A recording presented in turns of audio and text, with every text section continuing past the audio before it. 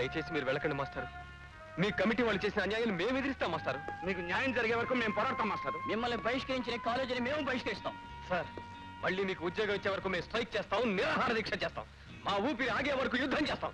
అప్పటికి ఇవ్వకపోతే కాలేజీని ధ్వంసం చేస్తారు, కమిటీ వాళ్ళని మద్దతు చేస్తారు, అడిగిన వాళ్ళని అంతం చూస్తారు. అంతేనా? అదేగా మీ సంస్కారం, అందుకే మీరు చదువుకున్నారు. ఇది కమిటీ వాళ్లకు నాకు చెందిన వ్యవహారం. నన్ను తొలగించే అధికారం వాళ్ళకు ఉంది, వేరే ఉద్యోగం సంపాదించే శక్తి నాకు ఉంది. ఈ మాత్రానికి ఆందోళన చెంది మీకు మీరు ద్రోహం చేసుకోవడం కాదు నాకు కావాల్సింది. నేను ఇక్కడున్నా ఎక్కడున్నా క్రమశిక్షణతో మీ జీవితాన్ని దిద్దుకున్నప్పుడు నా ఆశయం నెరవేరుతుంది, నాకు తృప్తి కలుగుతుంది. It's very bad. కార్యసాధకులకు కావాల్సింది కన్నీళ్లు కాదు, క్రమశిక్షణ. మీరు పాటించే క్రమశిక్షణే నాకు మీరిచ్చే గురుదక్షిణ. ప్రశాంతంగా క్లాస్ రూమ్స్లోకి వెళ్ళండి, శ్రద్ధగా చదువుకోండి. నేను వెళ్తున్నాను. మీ అందరి హృదయాల్ని మూట కట్టుకుని వెళ్తున్నాను. బాయ్.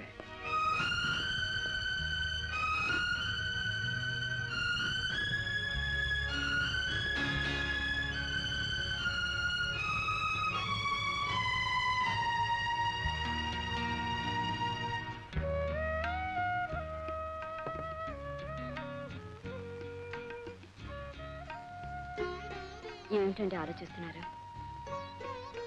ఎదురు దెబ్బలు తప్పటం లేదని ఎంఏ పాస్ అయి నిరుద్యోగాన్ని ఎదుర్కోవాల్సి వచ్చినప్పుడు కూడా ధైర్యాన్ని కూడగట్టుకున్నాను. నా మూగచెల్లెలు భవిష్యత్తు ఎలాగైనా తీర్చిదిద్దాలని ఆత్మవిశ్వాసంతో పాలవాడిగా బతుకు సాగించాను. నా చదువు క్రమశిక్షణతో ఎంతో మందిని తీర్చిదిద్దే అవకాశం కలిగిందని లెక్చరర్గా జీవితం సాగించాను. నా తల్లిదండ్రుల ఆశయం నెరవేరుస్తున్నానని సంతోషిస్తున్న సమయంలో మళ్లీ శత్రువుల చేతిలో దెబ్బతినడం నన్ను అంగదిస్తోంది. ఇలాంటి ఒడిదుడుకులు వచ్చినప్పుడు నిబ్రాన్ని కోల్పోతే అడుగడుగున ఓటమే ఎదురవుతుంది. బ్రతుకును అర్థం చేసుకున్నవారు, వయసుకు మించిన అనుభవాలు గడించిన మీరు ఇలా కృంగిపోవడం భావ్యం కాదు. లక్ష్మి, నువ్వు మానసికంగా ఎంతో ఎదిగిపోయావు. నువ్వెప్పుడూ నీడలా నా వెంట ఉంటూ కర్తవ్యాన్ని గుర్తు చేస్తుంటే నేనేదైనా సాధించగలను. మాస్టారు, టాక్సీ రెడీ, బయలుదేరండి. టాక్సీ బాబు ఇక్కడే చెగండి.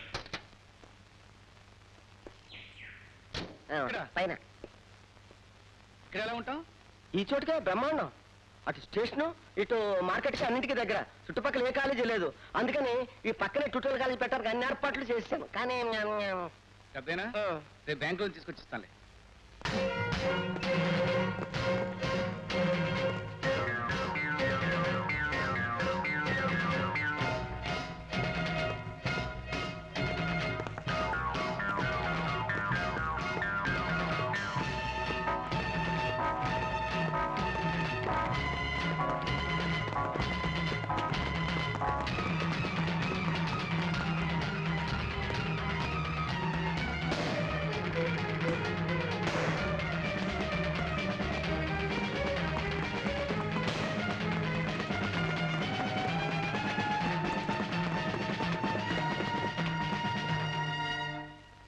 ఈ లొకాలిటీలో ఉన్న నోటోరియస్ గూండాలు వీళ్ళు. వీళ్లలో మిమ్మల్ని అటాక్ చేసిన వాళ్ళు ఎవరో గుర్తుపట్టండి.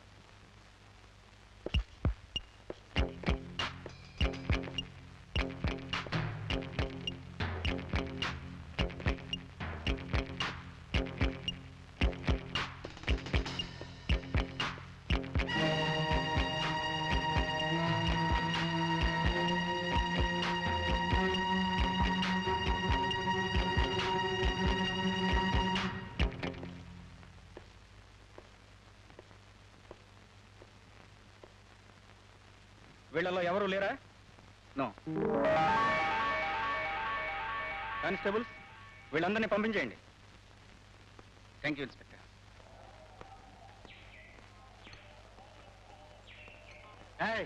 స్పెషల్ ట్రైన్ బట్రా, అర్జెంట్.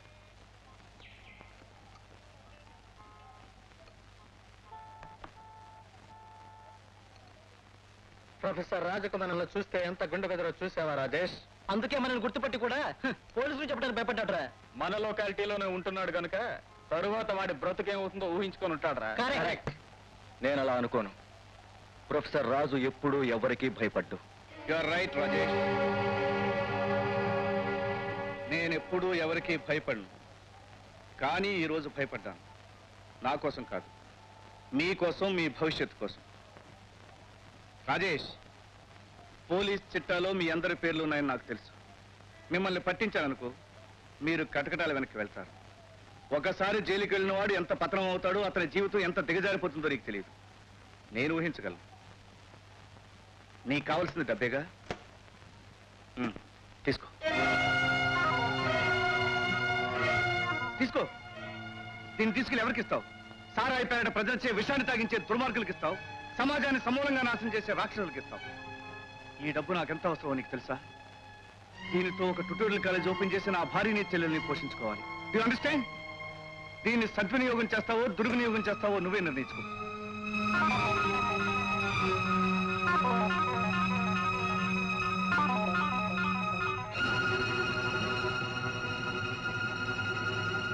సింహానికి ఎదురు రొమ్ము చీల్చి రక్తం తాగటమే తెలుసు.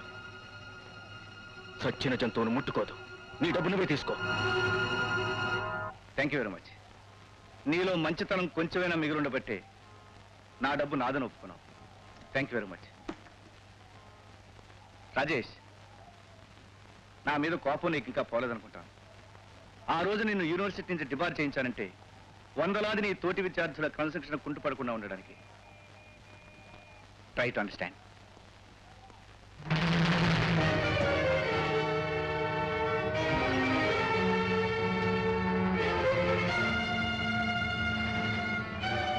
Neither you are lion nor I am a coward. నువ్వు సింహానివి కాదు, నేను పిరికివాణ్ణి కాదు. నేను ట్యుటోరియల్ కాలేజీ పెడుతున్నది నీలాంటి జంతువులకు చదువుతో పాటు క్రమశిక్షణ కూడా నేర్పడానికి. గిరిజనం ఇక్కడ ఉండాల్సి వచ్చింది. నేను ఇంట్లో ఉన్నప్పుడైతే భయం లేదు. నేను లేనప్పుడు ఒక్కతివే ఎలా ఉంటావో తలుచుకుంటే ఏం చేయాలో తోచట్లేదు. ఏదో ఉండటానికి ఇల్లు అంటూ దొరికింది, దానికి సంతోషించండి. అన్ని సౌకర్యాలు లేదని దిగులు పడితే ఎలా?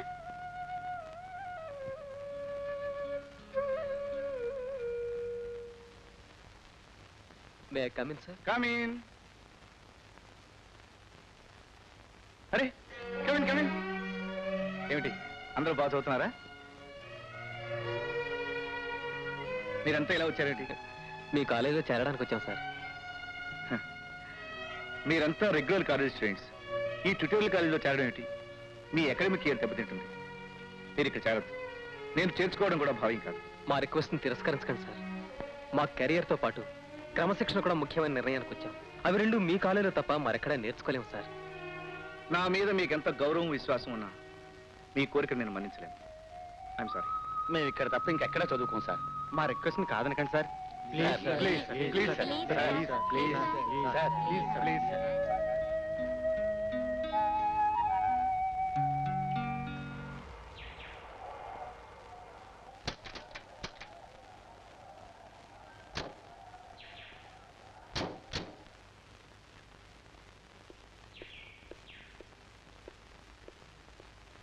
మీ వదిన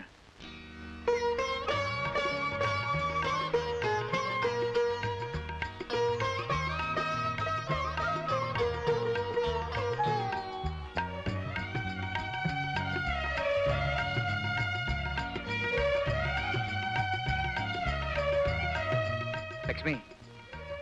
రాజ్యం నోరులేదన్నమాట కానీ కావ్యాలనైనా అరటిపండు ఒలిచిపెట్టినట్టు సైకిల్తో చెప్పగల తెలియగలదు. నా ఆడపడుచు మోగనం పట్టిన సరస్వతిని చూడగానే తెలుసుకున్నానండి. రాజ్యం డెఫ్ అండ్ డమ్ స్కూల్లో కోర్స్ అంతా పూర్తి చేసింది. గోల్డ్ మెడల్ కూడా సంపాదించింది. ఇక నుంచి మన దగ్గరే ఉంటుంది.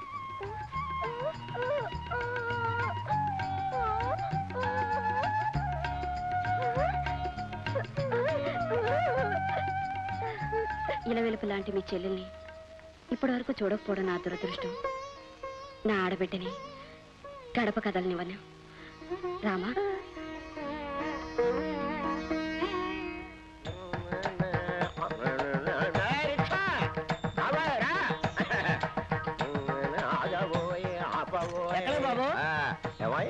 చిలకల గూళ్ళు తెలుసా?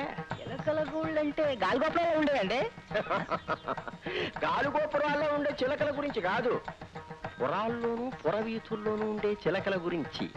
అంటే అవి చిలకలంటే నోట్లో ఉండవు. అవి ఎక్కడ ఉంటాయో నువ్వు తొక్కుంటా గానీ నేను ఎక్కుతాను, నువ్వు తొక్కు. అట్టగే బాబు.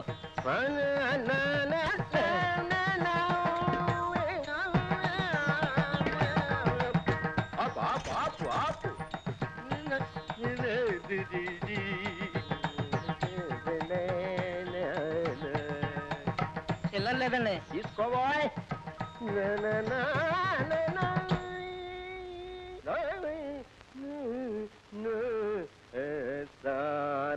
సారీగామా పాదాని సారీగామ పాదాని. ఆహా, సప్తస్వరాలు వినిపిస్తున్నాయి. 7 రంగుల ఇంద్రధనస్సు నా కళ్ళెదుట కనిపిస్తున్నట్టు అనిపిస్తుంది. పాన్ పరాగ్. ఇదిగో చూడు, అతను ముత్యాల ముగ్గులో మాడాలాగా లేడు? అవునే. అక్క అక్క, ముత్యాల ముగ్గులో మాడాలా ఉన్నాడు కదా?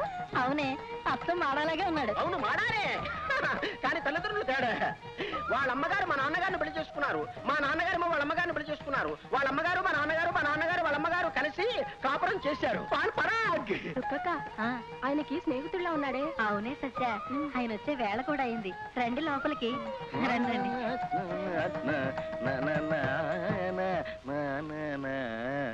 కూర్చోండి. ఆనంద భైరవులో కాఫీ కలిపినట్టుగా ఉంది మీ వాయిస్. చూడండి, సంగీత సామ్రాట్ రాజేశ్వరరావు గారిని మురిపిస్తోంది మీ స్వరం. మీరెందుకు వచ్చారండి? అబ్బా అబ్బా, పిండియాల గారు చెంప మీద చెల్లెమని కొట్టినట్టు అనిపిస్తోంది. మీరేం చేస్తుంటారండి? కచేరీలు చేస్తూ ఉంటా. వాయిద్యాలు వాయించే వాళ్ళు ఎవరు దొరకలేదనుకోండి, అన్ని వాయిద్యాలు నా మట్టుకు నేనే వాయించుకుంటా. ఎక్కడెక్కడ వాయించారండి? ఇంకా ఎక్కడ వాయించలే. ఇప్పుడు వాయిద్దామన్న ట్రయల్స్ మీదే వచ్చే. నా సంగతి సరే గాని మీ సంగతి తేల్చండి. రాగానికంత, అనురాగానికంత, పల్లవికంత, అనుపల్లవికంత, అనుపల్లవికి రాగానికి, రాగానికి అనుపల్లవికంత, ఒక్కరికెంత, ఇద్దరికెంత, 7గురికెంత, గంటకెంత, నైట్కెంత. నా తులసిదళం మీద ఒట్టేసి చెప్తున్నాను. మీరు ఏమడుగుతున్నారో మాకు అర్థం కావట్లేదండి.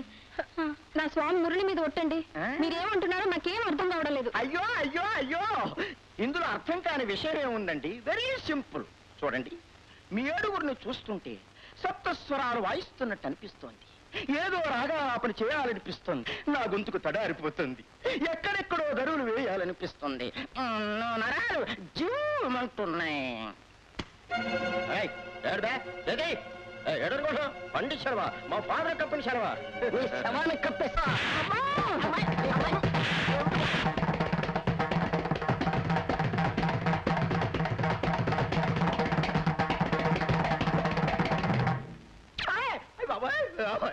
బాబాయ్ బాబు, ఇంతకీ తమరు ఎవరండి? ఎవరా? అయ్యా, ఆ 7గురు భార్యలకి మొగుడు బాబాయ్ క్షమించండి, తమరెవరో అనుకున్నాను. 7గురు పెళ్ళాలకి మొగుడు గారా? అవును బాబు, కొడితే కొట్టారు. నా ఫేస్ పచ్చడి అయిపోతే అయిపోయింది, నా పర్సనాలిటీ మారిపోతే మారిపోయింది. నాదో చిన్న సలహా. ఏమిటది? లేదు, ప్రపంచంలో ఏ మగాడు కూడా 7గురు పెళ్ళాలను కట్టుకోకూడదు.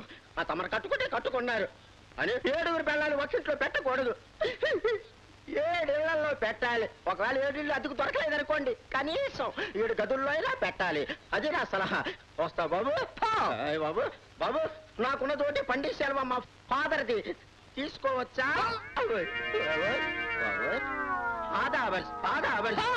రిక్షాలు పెడతా. రిక్షా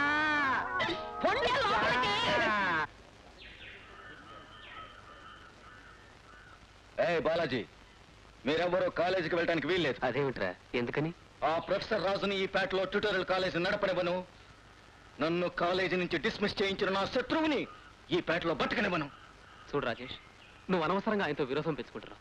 ఆయనకి స్టూడెంట్స్ అంటే ప్రాణం రా. నువ్వు ఇప్పటికైనా వెళ్ళి నువ్వు చేసిన తప్పను ఒప్పుకుంటే ఆయనతో ట్యూటోరియల్ కాలేజీ చేర్చుకుంటారు. అతని దగ్గరికి వెళ్ళి నా తప్పు క్షమించమని అడగాల్సిన కర్మ నాకేం పట్టలేదు. స్నేహితుడు కనుక చెప్తున్నాను, తిరిగి వెళ్ళిపో. వెళ్ళకపోతే? బాలాజీ, రాజేష్, నిన్ను నీ గుండాన్ని చూసి భయపడేవాళ్ళం కాదు. మర్యాదగా తప్పుకో. నాతో విరోధం పెట్టుకోవద్దని హెచ్చరిస్తున్నాను. నా మాట కాదని ఒక్కడుగు ముందుకు వేశావో నీ తలెగిరిపోతుంది. అది చూస్తాను. Let us proceed.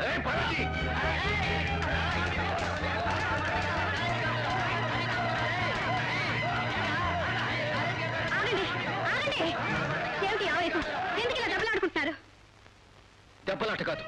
నీ భర్త వెంటనే ఇక్కడి నుంచి కాలేజ్ ఎత్తకపోతే ఈ కాలేజ్ స్టూడెంట్స్ రక్తంతో ఈ పేటంతా నెత్తురు మడుగుతుంది. అంత పెద్ద మాటలు మాట్లాడుకో. బ్రతికంటే ఏమిటో తెలియని పసివాడి. ఏం బాబు, ఈ పేటంతా నీ సొంతమా?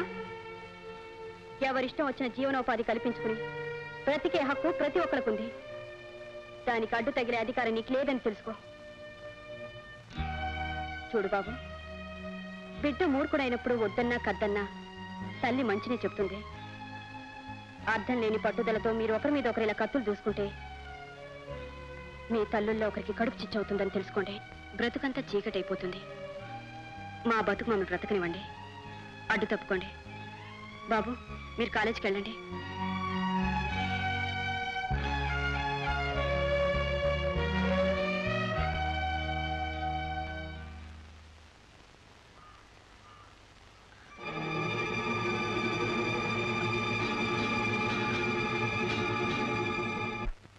నువ్విప్పుడు మామూలు మనిషివి కాదమ్మా, అమ్మవు కాబోతున్నావు. వస్తానమ్మా.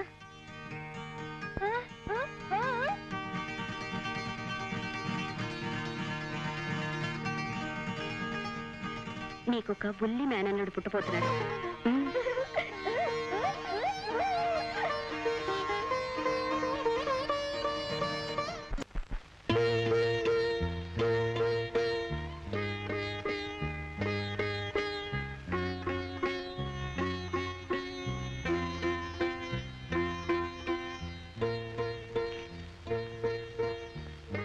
మిస్టర్ రాజు, ఎంతవరకు చాలా జాగ్రత్తగా చూడాలి. She has developed toxaemia. రక్తం కూడా చాలా తక్కువగా ఉంది. నర్సింగ్ హోమ్లో చేర్చమంటారా? తర్వాత చూద్దాం. ముందు ఈ మందులు వాడండి. కాన్పోయేంత వరకు చాలా జాగ్రత్తగా చూడండి. అలాగే డాక్టర్. Don't worry. వస్తానమ్మా, వస్తాను.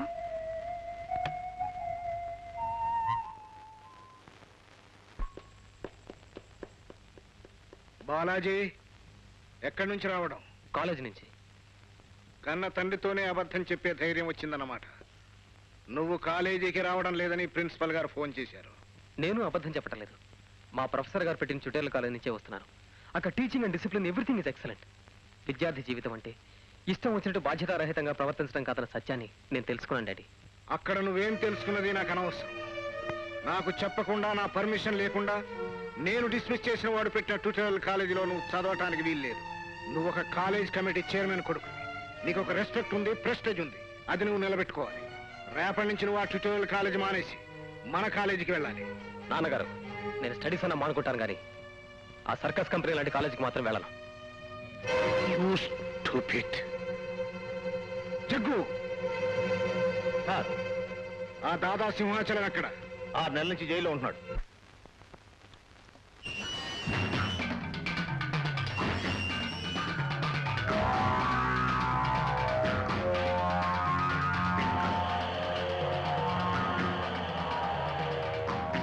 నమస్తే సార్.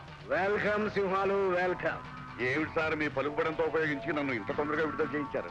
నీతో చిన్న పని వచ్చింది. ఏమీ లేదు సింహాలు. చూడు, ప్రొఫెసర్ రాజు అని మీ పేటలో ఒకడు ట్యూటోరియల్ కాలేజ్ పెట్టాడు. వాడొకప్పుడు మా దగ్గర పాలేరు వేస్తాడు. 4 అక్షర ముక్కలు రావడంతో వాడి కళ్ళు నెత్తికెక్కి నన్నేమీ చేయలేక తండ్రి కొడుకుల్ని వేరు చేయాలని మా బాలాజీని పురెక్కించి వాడి వైపు తిప్పుకున్నాడు. మీరు ఊహనండి సార్. రేపీ పాటికల్లా వాడిని ఖర్చు రాసేయకపోతే నా పేరు సింహాలే కాదు.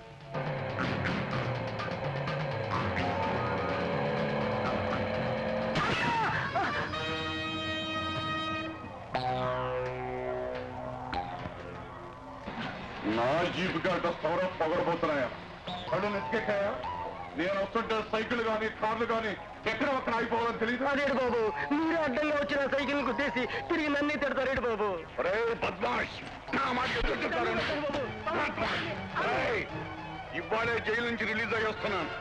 ఈ చుట్టుపక్కల ఎవడైనా సరే తలగిరేశాడో భూమికి లేరేస్తాడు. జాగ్రత్త.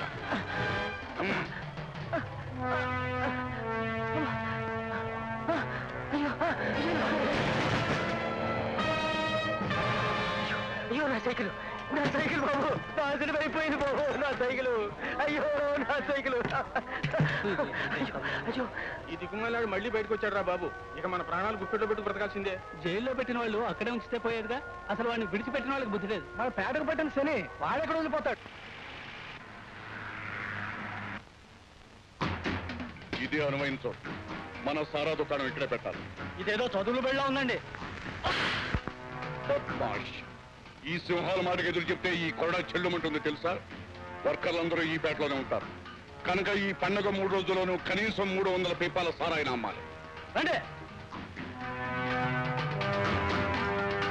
రండి రండి రండి.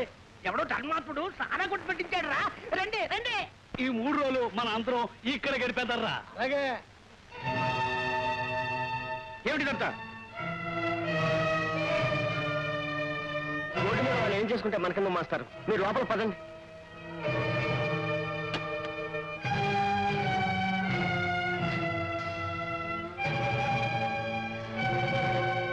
ఎవరు పెట్టారో నాకు తెలిసి మాస్తారు. నేను వెళ్ళి మాట్లాడతాను. మీరు ఇంటికి వెళ్ళండి. కావాలనుకుంటే 3 రోజులు సెలవు ఇచ్చేయండి. నా ట్యూటోరియల్ కాలేజీలో సారా పేపాలు పెట్టిన వాడెవడు? ఎవడు వాడు? సింహాలని ఈ పేటలో కల్లా పెద్ద రౌడీ. నిన్నే జైలు నుంచి విడుదలై వచ్చాడు. వాడితో పెట్టుకుంటే కొరితో తలకొక్కురేట మేస్తారు. వెళ్ళి పోలీసులు తీసుకురా. నేనా? వద్దు మాస్టారు వద్దు. నా మాట వినండి. వాడిని పోలీసులు కూడా ఏం చేయలేరు. రిపోర్ట్ ఇచ్చింది మనం అని తెలిస్తే ప్రాణాలతో వదిలిపెట్టడు. చూస్తాను.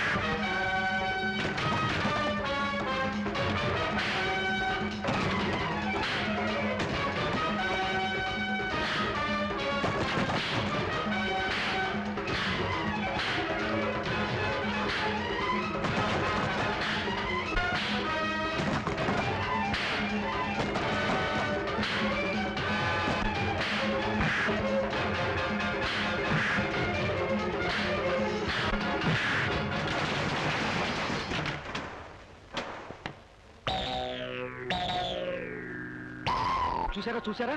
ఆ రాజాగాడు మీకు సారా లేకుండా చేశాడు. 3 రోజులు పండగని మీకోసం సారా కొట్టి తెరిపిస్తే ఇప్పుడు ఆ పేపాలన్నింటినీ పగల కొట్టేశాడు. అసలు అంతేనే తెలుసుకోవాలి.